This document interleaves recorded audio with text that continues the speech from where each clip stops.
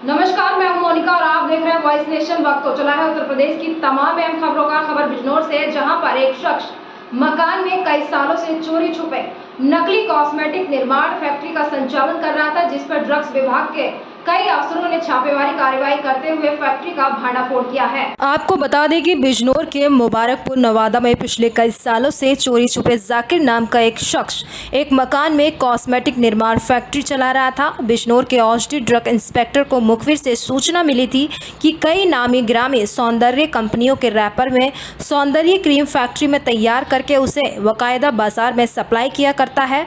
इसी के तहत बिजनौर, अमरोहा, मुरादाबाद मंडल औषधि विभाग की टीम ने घर में छापेमारी की तो उनके भी होश उड़ गए। कई नामी ग्रामी कंपनी के रैपर में क्रीम तैयार करके पैकिंग की जा रही थी। साथ ही भारी तादाद में सौंदर्य क्रीम का कच्चा माल भी टीम को बरामद हुआ है। पुलिस ने आरोपी जाकिर को संगीन धाराओं में केस दर्ज करके अब जेल भेजने की कवायद शुरू कर दी है। भारी तादाद में बरामद कॉस्मेटिक आइटम्स की कीमत बाजार में तकरीबन 1 करोड़ रुपए बताई जा रही है। पूरा मामला क्या है?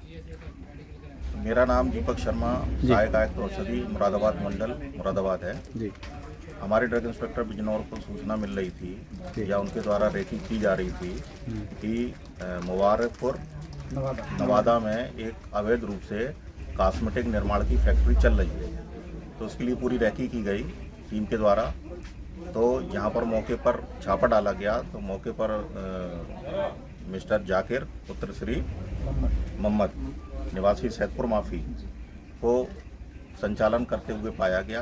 मौके पर भारी मात्रा में कच्चा रॉ मटेरियल जिससे कॉस्मेटिक ये सैलून कॉस्मेटिक प्रोडक्ट्स बनाए जा रहे थे, जिसमें बड़ी बड़ी नामचीन कंपनियां जैसे लोटस है, गार्नियर है और VLCC है। इनकी फेशियल किट्स जो मार्केट में सप्लाई होती हैं और सब नकली रूप से यहाँ पर इसकी मैन्युफैक्चरिंग। एक्सपायर डेट कोई बदला जा रहा था क्या? नहीं, जो कच्चा माल मिला है वो तो स्क्रैप मटेरियल है, उसमें तो कोई डेट ही नहीं है जी। तो वो तो एक्सपायरी मटेरियल होगा। भारी मात्रा में ड्रमों में पाए गए हैं।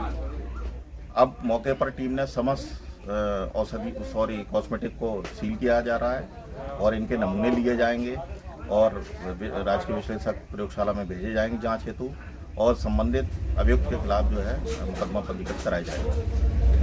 बढ़ते हैं अगली खबर की ओर। नगर पंचायत खीरी से समाजवादी पार्टी की प्रत्याशी उजमा बी ने अपनी जीत दर्ज की है। नगर पंचायत खीरी से समाजवादी पार्टी के प्रत्याशी उजमा बी ने अपनी जीत दर्ज की है। नगर पंचायत खीरी से भारतीय जनता पार्टी, कांग्रेस, AIMIM अन्य निर्दलीय प्रत्याशियों को मत देते हुए 4700 से ज्यादा मत पाकर विजयी घोषित हुई है।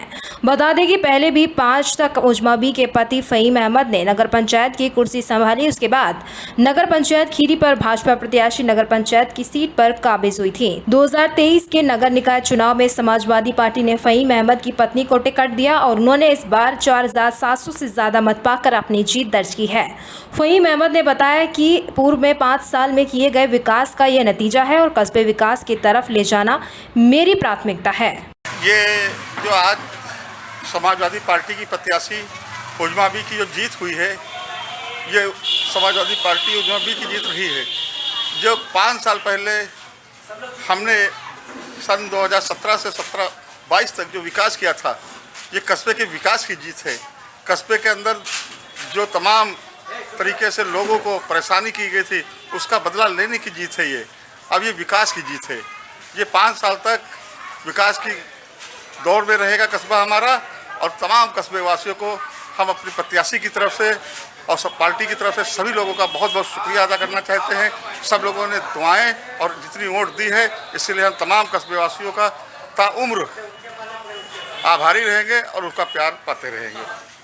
बढ़ते हैं अगली खबर की ओर। खबर यूपी के बलिया से है, जहां पर उत्तर प्रदेश के बलिया में भाजपा की बड़ी जीत पर सरकार परिवहन मंत्री दयाशंकर सिंह ने जनता को बधाई दी है। आपको बता दें कि उत्तर प्रदेश के बलिया में बीजेपी की बड़ी जीत पर सरकार परिवहन मंत्री दयाशंकर सिंह ने जनता को बधाई दी। मंत्री ने कहा, बलिया में आधी सीटों पर बीजेपी जीती, बाकी सीटों पर भी जीतने वाले बीजेपी के ही बागी उम्मीदवार हैं। बीजेपी की लड़ाई सपा से नहीं, बीजेपी की लड़ाई बीजेपी से ही थी। सपा और बसपा ने बीजेपी के ही बागी उम्मीदवार चुनाव लड़े हैं। जनता ने विकास के नाम पर, कानून व्यवस्था के नाम पर वोट किया है। मतलब कि इस जीत के लिए, नगर पालिका की जीत के लिए सबसे पहले आपको बधाई। और कितनी मशक्क़त के बाद इस जीत को देखते हैं आप और कितनी खुशी है इस जीत को लेकर? काफ़ी लंबे समय के बाद बीजेपी जो है वो बलिया नगर पालिका सीट जीती है। देखिए, बलिया नगर पालिका 1995 के बाद पहली बार भारतीय जनता पार्टी जो है जीतने जा रही है। बलिया के लोग विकास चाहते हैं और बलिया के लोगों को ये पता है कि भारतीय जनता पार्टी की डबल इंजन की सरकार में जिस तरह से पूरे देश का विकास मोदी जी कर रहे हैं, उत्तर प्रदेश में योगी जी कर रहे हैं, तो बलिया के नगर पालिका में भी यदि भारतीय जनता पार्टी का मिठाई लाल जीतेंगे तो ट्रिपल इंजन की सरकार में बलिया के विकास में तेजी आएगी। और बलिया की जनता को मैं इसके लिए बधाई देता हूं कि बलिया की जनता जिस विश्वास और उत्साह के साथ एक भारी अंतर से, इतने अंतर से आज तक बहुत लंबे समय के बाद आज तक कभी बलिया में इतनी अंतर से कोई नगर पालिका का चुनाव नहीं जीता है। बलिया की जनता ने मिठाई लाल जी को तमाम तरह के अटकलों को नकारते हुए विकास के नाम पर, मोदी जी और योगी जी के विकास के नाम पर वोट दिया है और बलिया के उसी अनुरूप में विकास किया जाएगा, क्योंकि बलिया के लोगों की आकांक्षाओं को, उनके विश्वास को व्यर्थ नहीं जाने दिया जाएगा। पूरे जनपद में फिर आप चुनाव हारे भी हैं और कई सीटों पर निर्दल भी चुनाव जीते। देखिए, आधे से अधिक जगहों पर भारतीय जनता पार्टी के प्रत्याशी जीते हैं, 6 जगह से ज़्यादा हम लोग जीते हैं। और उसके बाद जहाँ पर कुछ जगहों पर हमारे ही बागी चुनाव जीते हैं। कोई ये नहीं है कि यहाँ पर कोई समाजवादी पार्टी या बहुजन समाज पार्टी ने उनको ही टिकट दिया था जो हमारे बागी थे, या समाजवादी पार्टी ने भी कई जगहों पर मेरे बागी को टिकट दिया था और बाकी कुछ निर्दलीय भी लड़े थे, वो वही चुनाव जीत करके आए हैं। इसलिए भारतीय जनता पार्टी ही चुनाव जीती। तो जो बागी जो जीते हैं, बता रहे हैं कि बागी जीते, क्या उनको एक बार फिर से बीजेपी में वापसी? अब इसका निर्णय हमारे भारतीय जनता पार्टी का शीर्ष नेतृत्व तय करता है कि मैंने केस को क्या करना है, तो पॉलिसी मैटर है। लेकिन जहाँ तक है कि बलिया की जनता ने विकास के नाम पर वोट दिया है और मोदी जी, योगी जी ने जो काम किया, जो कोरोना काल में लोगों की जो सेवाएं हुई, जो लोगों को रोजगार छूट गया, नौकरियां बंद हो गई, फिर भी लोग भूखे नहीं रहे, सबके घर में चूल्हा जलता रहा, नमक तेल चीनी तक के लिए व्यवस्था जो है सरकार कर रही थी।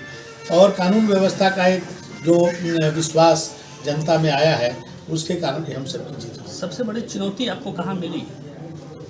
हमारे प्रत्याशी को तो कहीं चुनौती नहीं मिली। एक फिलहाल इस वक्त की खबरों में इतना ही। तमाम देश दुनिया की खबरों से रूबरू होने के लिए देखते रहिए वॉइस नेशन। अभी दीजिए इजाजत, नमस्कार।